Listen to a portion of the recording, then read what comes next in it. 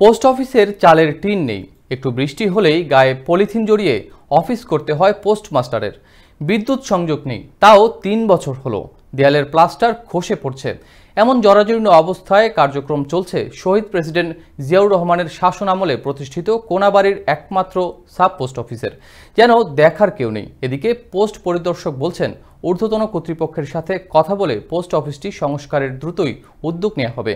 গাজীপুরের কোনাবাড়ির প্রতিনিধি অজয় সরকার জুটনের তথ্যচিত্রে বিস্তারিত জানাচ্ছেন নাজনীন নিসা।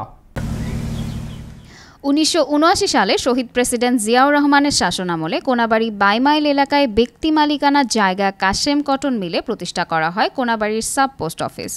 প্রতিষ্ঠার পর থেকেই অনেকটাই অবহেলায় চলছে পোস্ট অফিসের কার্যক্রম। কয়েক বছর ধরে পোস্ট অফিসের চালের টিন নেই, একটু বৃষ্টি হলেই পানি জমে পোস্ট অফিসের ভেতর। এতে নষ্ট হচ্ছে গুরুত্বপূর্ণ কাগজপত্র। বৈদ্যুতিক পাখা ও লাইট থাকলেও নেই বিদ্যুৎ সংযোগ। দেয়ালের প্লাস্টার খসে পড়ছে। অন্য জায়গা থেকে পোস্ট অফিসের বিভিন্ন ডিভাইস চার্জ দিয়ে কার্যক্রম চালাচ্ছে পোস্টমাস্টার রুইজউদ্দিন। মহা সমস্যা, বৃষ্টি আইলে পানি পড়ে, কাগজপত্র সব বৃষ্টি আইলে একবার ভিজে সব বড় জায়গা। কোনাবাড়ি বাইমাইল এলাকার এই পোস্ট অফিসের অধীনে ৬টি ব্রাঞ্চ পোস্ট অফিস রয়েছে। সবগুলোর কার্যক্রম এখান থেকেই পরিচালনা করা হয়। কিন্তু এই সাব পোস্ট অফিসে প্রয়োজনীয় কাগজপত্র রাখার জন্য নেই আসবাবপত্র। এতে মেঝেতে রাখা হচ্ছে গ্রাহকদের চিঠি ও মূল্যবান ফাইলপত্র। অনেক সময় যা নিজেই খুঁজে পান না পোস্টমাস্টার।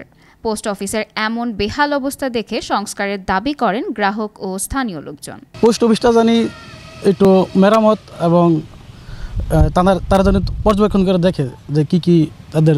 হঠাৎ করে একদিন দেখি প্রচুর বৃষ্টি, পরে পোস্ট অফিসের ভিতরে বসলাম, পরে আমিও ভিজে গেছি, মোতালেব ভাইও ভিজে গেছে। বিভিন্ন মাদকাসক্ত ছেলেরা এখানে প্রতিনিয়ত তারা বসে থাকে, তাদের ভয়ে পোস্ট অফিসে গ্রাহকরা যেতে পারে না। কোনাবাড়ি বাইমাইল এলাকার কাশেম কটন মিলের এই পোস্ট অফিসটি এলাকার ঐতিহ্য।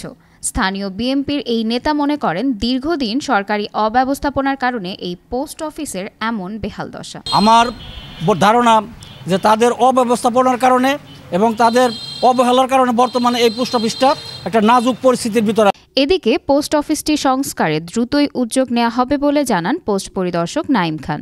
তারপর আমরা এই বিষয়ে আরো দেখি কি করা যায়, আমরা সাথে যোগাযোগ করে আরো কিভাবে এটা দ্রুত সংস্কার করা যায় সে বিষয়ে উদ্যোগ নিব আর কি। এছাড়া কোনাবাড়ি নীলনগর পোস্ট অফিসের সামনে ময়লার ড্রাম রেখে দিয়েছে কে বা কারা। অফিসের ভেতরে গ্রাহকদের চিঠিপত্র বা গুরুত্বপূর্ণ কাগজ ছড়িয়ে ছিটিয়ে রয়েছে, যা দেখে ক্ষুব্ধ সাধারণ গ্রাহকরা। তাদের দাবি, সরকারের সঠিক পদক্ষেপের মাধ্যমে দেশের সকল পোস্ট অফিসগুলো সংস্কার ও আধুনিকায়ন করলে পোস্ট অফিসের কার্যক্রম বৃদ্ধি পাবে। নাজনীন নিসা, আনন্দ টিভি, ন্যাশনাল ডেস্ক।